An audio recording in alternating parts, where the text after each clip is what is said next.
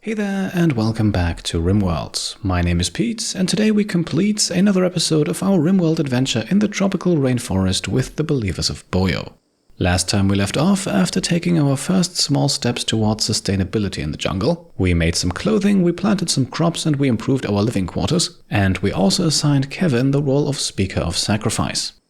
And speaking of sacrifice, Skwiggs sacrificed 2 of her bears in exchange for a new lung, installed just in time before the end of her pregnancy, so if things go according to plan, then today we will see our first child be born.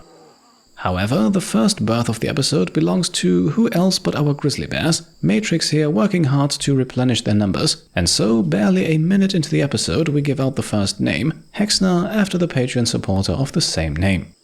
Wyatt and soon-to-be mother Skwiggs, meanwhile, start working on our mountain base. As you can see, I have laid out some rather ambitious plans, but don't worry, the goal for this episode is just to move in with a few colonists. It will most likely take a little while longer until we move our entire base of operations.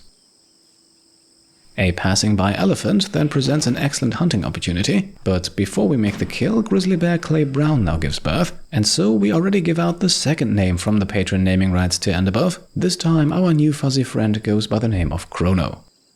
The elephant, meanwhile, actually presents a bit more trouble than I had expected. Psycaster Light just cannot hit a single shot against it, and the animal is also able to withstand a surprising amount of shots from Took's sniper rifle. So in the end, we once again call upon Wyatt to help, and well, together with Plasma Sword Red Hawk, he makes quick work of the target. Unfortunately, just a few seconds prior to that, Light gets heavily bruised up, so he will spend the next few days resting and recovering. We are then also informed of a Gaurenland pod sprout, but I don't think that Gaurenland trees will play a major role in this series. I just don't want things to become too similar to the last one. Jumping back over to Light, meanwhile, we can see that he is suffering quite severely. One more factor playing into this is the Word of Joy psycast that Wyatt used on him last episode, as that one unfortunately also comes with a -20 consciousness penalty, and so together with the burn scar on his brain and the heavy bruise from the elephant, it is safe to say that Light is not in a good place at the moment. In the meantime, Wyatt is making good progress underneath the mountain and Took has just cooked his first lavish meals, because we are soon expecting some royal guests. What we are also soon expecting is a baby, so let's get Skwiggs' bedroom ready for that. For now, we just need to put up a crib for the baby to sleep in, but we will unlock more and more interaction opportunities as the child ages up. Still, for now, let us take care of those royal guests. Thank you all so much for your comments on the last episode regarding the reward you would like to see us pick here. From what I could gather, the overwhelming majority of you were in favor of picking honor, and I'd have to agree, for a group focused on charity that does fit quite well. You also seem to really like the idea of Wyatt becoming a literal knight in shining armor, so let's give it to him. Either way, 5 honor won't really make too much of a difference, but it is an important gesture for someone who has really played an important role these first 2 episodes. Our 4 guests then arrive, the Baron Malo together with Sheet, Duscalerarus and Pronospro, and I'm not going to change any of those names since they will be leaving us again in 12 days. I don't think that would be fair to any of my patrons. Now, we don't have to take too close of a look at the skills here, since they won't do any work anyway. The only thing they can do is fight, should it come to that, but we might want to take note of the fact that our guest Sheet is a jealous psychopath, and that Pronospro is a night owl with a chemical interest. Well, let's see how things develop. For now, let's assign the Baron the bedroom we so carefully constructed last episode. For the rest of them then, we're digging out just small bedrooms. We only need to keep their mood above 30% and they don't have the highest expectations, so I'm hoping this won't be too difficult. Or, well, perhaps it might get a bit tricky after all, as Sheet immediately suffers a mental break after just a few minutes in our base, and to make matters worse, he will now go around insulting others, which will make their mood worse in return. So yeah, looks like our hospitality is already being rewarded. Now, Sheet's insulting spree continues until he runs into Wyatt. Our tough brawler is of course having none of that, and immediately begins to beat our guest up. And well, that fight goes as one would have expected, with Sheet suffering cracks, bites and bruises, while Wyatt himself escapes entirely unharmed. At the very least though, this ends Sheet's mental break and applies the +40 catharsis mood bonus, but it does indeed look like this could get a bit more tricky than expected. Over the course of afternoon and evening, meanwhile, Took continues to anger the local elephant population. His first attempt ends with an elephant almost breaching our base. The second one eventually forces Light to use his psychic slug psycast, just because his shooting is just absolutely horrendous at the moment. The consciousness penalty from the Word of Joy psycast is absolutely killing his aim, so at least as a shooter he's not really much use as a backup. At night then, it is once again our guest Sheet making trouble. Looks like the catharsis was just not enough for him and now he's wandering around in sadness. The reason, rather unsurprising, he was insulted. I guess what goes around comes around. On the following morning then, guest bedroom number 3 has been mined out. And speaking of mining, as you can see, Wyatt is also making some solid progress, at least until he himself suffers a mental break too. Looks like the hideousness of the mountain was just a tad bit too much for him. So now we've got him wandering around dazed and confused as well. To make our guests a little bit happier, we now also start smoothing out their bedrooms. This will at least get rid of the awful bedroom mood penalty, and that should hopefully keep their moods in check just a tiny bit more. What might also help, at least in Sheet's case, is the plus 70 mood bonus from Double Catharsis. Looks to me like with the Believers of Boyo, you'll learn to be happy one way or another.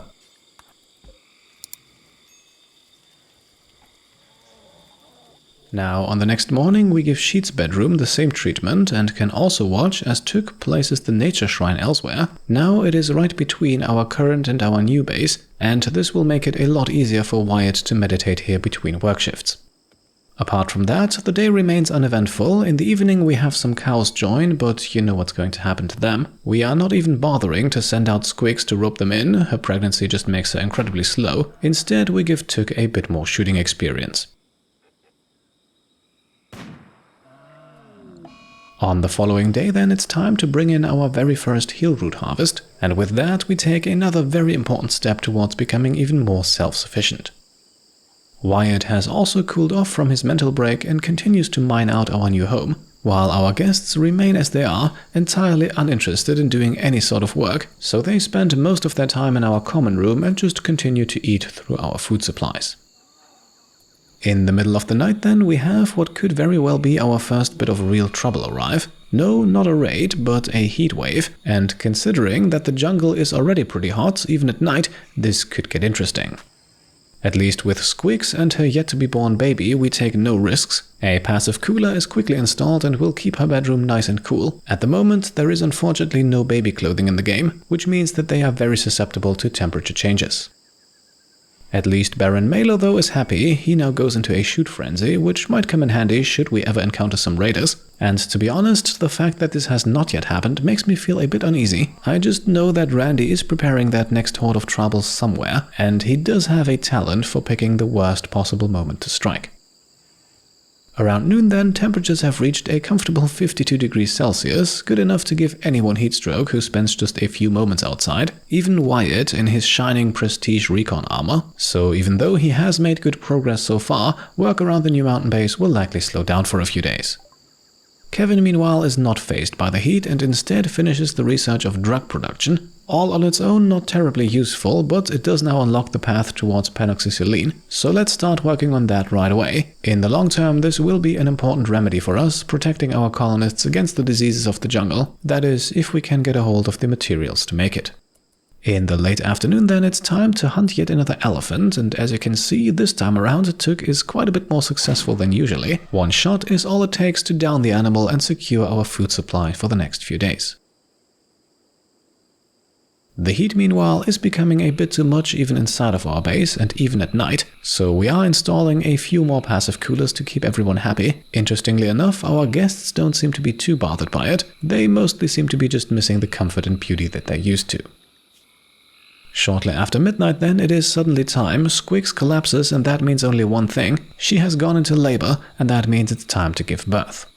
So, first things first, we'll have Kevin carry her to her bed, and then we can start the childbirth ceremony, if you will. Just like a ritual, we can do several things to improve the odds of having a healthy baby. Whether or not we have spectators doesn't actually make any difference, but we'll have them anyway. The main factors are Skwiggs' age and Kevin's medical skill. Having a loved one present also improves the odds slightly, and in Skwiggs' case, that is now her good friend Kevin, and no longer her ex-lover Took. So that means we have about a 90% chance here to birth a healthy baby. Both child and mother can actually die during this, but even with our still rather primitive setup here, the chances of that happening are incredibly small. And so the procedure is indeed a success, and we have a healthy baby join the Believers of Boyo. And of course, the first thing we have to do here is to give a name to the 6th member of the colony of Redchapel. And as always, this one was also chosen from the list of patrons, so join me in welcoming baby Ellie to the colony. And I think since Took and Skwiggs have split up, it would be appropriate to give her mother's last name too. Now, as you can see, at the moment Ellie has no traits or skills. Those will develop as she ages up. Until then, we have to take care of her, but don't worry, she mostly just wants to eat and sleep. Sleeping she can do in the crib, but for eating there are multiple options. The easiest one at the moment would be breastfeeding, simply because making dedicated baby food requires exclusively vegetarian ingredients, and unfortunately at the moment we need most of those to make lavish meals for our barren guest. So baby Ellie already learning what it means to sacrifice, not only in terms of food, but unfortunately also when it comes to a relationship with her father, something we haven't really talked about yet, but as you can see, Took here is actually incapable of doing social work, and that includes childcare work, which he can't do even if we wanted him to, so it looks like this will very much be a single parent situation. Now, of course, Took continues to make meals, and Skwiggs will need a few more of those if she wants to continue giving milk, but it's just not the same as feeding the baby himself. But who knows, maybe we'll get some other bonding opportunities later. Now, for the moment at least, the mood of our guests is becoming the more pressing issue anyway, and as I had feared, Pronospro's chemical dependency gives us cause for concern, because not only does he have the chemical interest trait, no, he is also Goju's dependent because of his race, as Pronospro is a Hussar, one of the more common xenotypes in the Empire, and one of the default genes they come with is Goju's dependency, something we can unfortunately not supply him with. And you can see it on the right in the description here, this can even eventually lead to his death, however, thankfully not in the time he spends with us, otherwise this quest could get even more interesting soon. A good 12 hours after giving birth, Skwiggs is then also able to walk again, and that means she will now begin breastfeeding Ellie in the common room, whether or not our guests like that. Wyatt, meanwhile, continues mining all on his own. The 2 rooms you can currently see mined out will eventually become food storage and kitchen. To the left of that, we are building some temporary bedrooms, but that area will eventually become our common room, with close and convenient access to food production. Now, in the evening, we are once again having trouble with our guests, and it is once again Sheet whose mood is the issue, and since we can unfortunately not supply him with a bedroom of Melo's quality, and since we can also not use Kevin's counsel ability on non-colony members, there is really only one thing we can do here to keep his mood in check now that the catharsis has worn off, and that is Wyatt's Word of Joy Psycast. And yes, to non-colony members that is considered a harmful ability, so as you can see our relationship with the Empire takes a massive hit, but the Believers of Boyo have one quest and one quest only, and that is to keep these guests happy, and in their charitable ways they are eager to fulfill that quest no matter what the cost. So that hopefully takes care of Sheet, who we have now also relocated into a cooled bedroom. This should hopefully solve the issue until the shuttle arrives. It also would have been awfully convenient if the Psychic Soothe here were to include male colonists. Alas, it unfortunately does not, and therefore now only benefits Skwiggs and her daughter Ellie. At the very least, as we can see Kevin harvest some more rice, the heatwave finally comes to an end, and with that we should have at least a small mood penalty removed soon. And so we can now finally also send out Skwiggs to assist in the mountain base construction as well, to get us started with just a few doors to close off the rooms, but shortly after then also with her very good mining abilities. And so Skwiggs and Wyatt spent the next few hours together underneath the mountain, but as you can see we are still far away from realizing our grand plans. In the evening then, Wyatt once again proves that he might not be the most suitable candidate for this task. This time it's the darkness that causes him to throw a tantrum, and this time it's also slightly worse than before, as Wyatt is now once again going to smash up the base. That unfortunately also includes Light's bed and a few moments later even Light's meditation focus. Thankfully though, even Wyatt is still able to realize that messing with the sarcophagus here might not be the best idea, but as you can see he has no trouble whatsoever destroying our entire food storage, so I would say that Took has got his work cut out for him on the next morning. To make matters even worse, on that next morning we are also encountering a small wood shortage, not to mention that Wyatt also broke down the kitchen door, which means that for the purposes of calculating the room's cleanliness, our entire common room area is now taken into account, and obviously we don't want anyone to suffer food poisoning, especially not at this time, and so it takes us all the way until the evening to get the kitchen up and running again. Apart from that, a rather uneventful day, and the next one begins in similar fashion. Our main concern at the moment is to keep our guests happy. If their mood dips below 30% for too long, we might fail the quest, and considering all that we have sacrificed to get here, that would be a shame. The Psychic Soothe then also comes to an end, but as we have talked about, this has no implications for our guests. All 4 of them are men, so they were all unaffected. In the afternoon then, it's time for the first bit of furniture to move into our new mountain base. With the undergrounder trade, I think it makes sense to have Skwiggs move in first. Obviously, it is not the best place to raise baby Ellie, but it does keep her close to where we need her the most. A few hours later then, we receive a rather curious quest. We are offered a meeting to improve faction relations with the Red Pond people, one of the tribes that is currently hostile to us. Now, the 2 things that make this quest interesting are number 1, the fact that the Red Pond people actually hold one part of the Arconexus map, and in order to acquire that we need to be allied with them, and obviously improving relations will be an important step towards that. What is arguably even more interesting, however, is the fact that former colony leader Skwiggs is listed as the big believer here, which would be the leadership role in the Believers of Boyo. Now obviously we have not assigned her that role, as a matter of fact she's not even part of the colony to begin with, which of course also means that we cannot send her over to attend that meeting. So we might just have to assign a leader ourselves to attend it, or we simply send out Kevin and live with the fact that we don't get a negotiation bonus from him. Either way, let me know if you would like us to accept this. As far as I can tell, there is no timer on this mission. However, the meeting location is also a good distance away from our base, about 4 days of travel one way, so maybe we'll have to hold off on this for a little while longer, at least until we have acquired some rideable caravan animals. I do have a few thoughts on that already, but more on that later. For now, Tuk makes our food situation worse once again, as he now goes on what I believe is already his 3rd food binge of the series. Looks like he still has not gotten over Skwiggs' rejection of his proposal. Skwiggs and Ellie, meanwhile, are the first 2 pawns to spend the night underneath the mountain. Like I said, it is pretty rudimentary at the moment, but by the end of the next episode it will hopefully look much improved. Just a few moments later then, another quest arrives, this one once again from the Empire, and once again they are asking us to help them out. This time they would like us to lend them a laborer, 1 colonist, for 20 days, which is definitely not nothing, and considering that we only have 5 pawns, it is a steep demand, but it would of course once again fit that charitable motive, although perhaps a bit less so than housing some guests of our own. Either way, let me know what you think about this one as well. As you can see, we have a good week here to make our decision. Now, on the next morning, you can see it, Skwiggs and Wyatt continue mining. The goal here is to carve out bedrooms for everyone by the end of the episode. And of course, like I said, those bedrooms will be only temporary, but it is arguably the most important room if we want to move homes. In the meantime, both our guests' mood as well as our food situation continue to trouble us. As you know, Tuk is responsible for both hunting and cooking, and with the best animals hiding at the far edges of the map, that can take a while.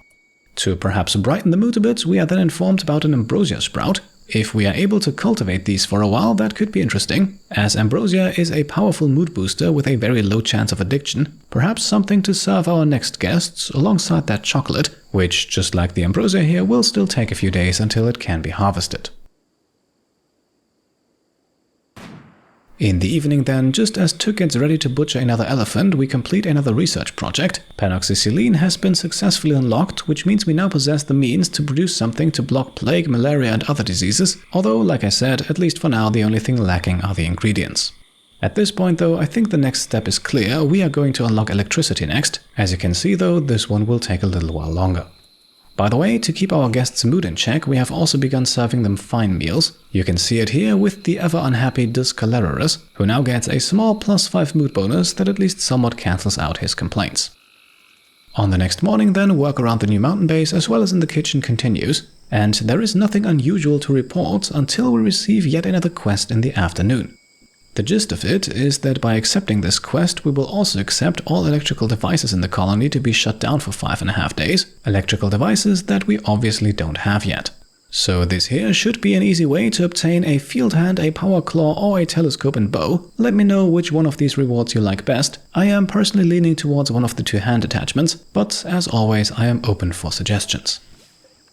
In the evening then we can see it, our new mountain base is looking more and more spacious. We have moved in the first few bits of storage and just in that moment a new grizzly bear is born too. So at this point let us welcome Cobalt into the colony of Red Chapel, named after patron supporter Cobalt13.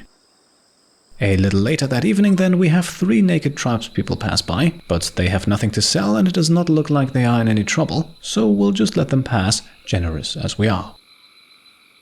On this night then, Wyatt also joins Skwiggs and Ellie in the mountain base, so slowly but steadily our guests now have the old base to themselves, which admittedly is not helping their mood all that much. Thankfully though, in 1.5 days their stay with us will be over, so it won't be long until that shuttle arrives. Let's do our best to keep them happy until that happens. Admittedly though, it would certainly be a lot easier to keep them happy if our cook would not always eat his own food, because yes, once again, Took is going on a food binge here. Let's hope that our guests have stuffed their pockets in anticipation.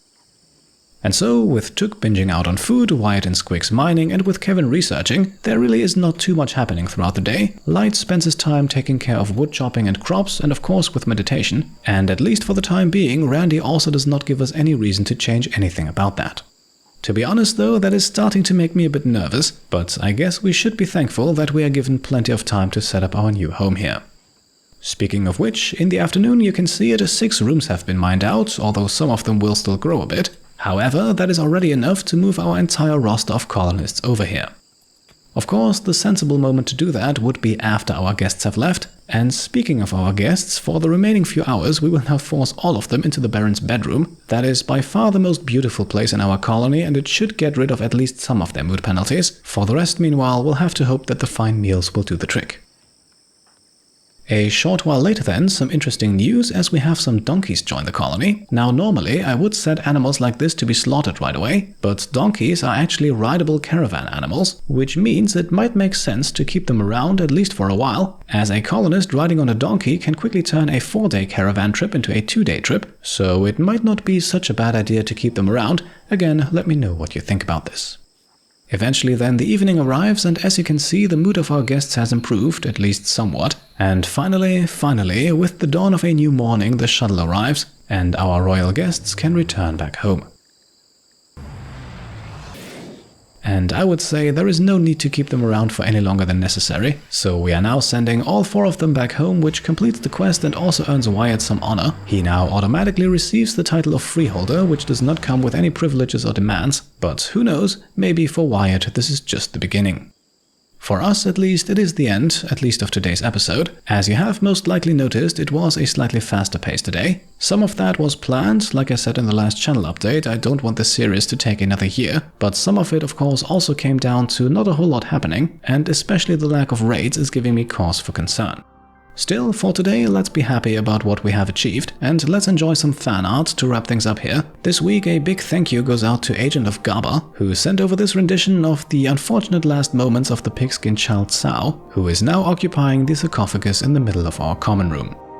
Thank you so much for that, and if you want to send me your fan art as well, then the best way to do so is via email to pete@petecomplete.com, or if you are a Patreon supporter, you can also send it over on the Pete Complete Discord. And with that, let's make the cut for today. As always, I hope you enjoyed the episode, and if you did, then I would be very happy if you could leave a thumbs up. And as always, if you like what I'm doing and want to support me and my channel further, then you can of course subscribe to stay up to date and get notified when the next video goes up, grab some merch over on shop.petecomplete.com, or get your name into the series too by supporting me over on Patreon. Thank you all for watching, and I'll see you next time. Cheers.